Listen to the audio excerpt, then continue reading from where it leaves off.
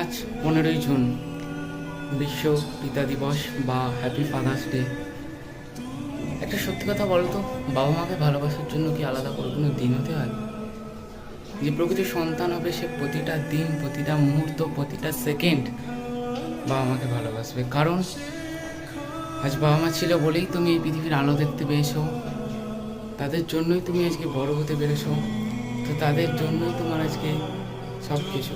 So বাবা মাকে ভালোবাসার জন্য আমার তো মনে হয় না আলাদা কোনো দিন হয়। কারণ একটা বয়সের পর বাবা মা সবার কাছে বোঝা হয়ে যায়, সবার কাছে কথা শোনে।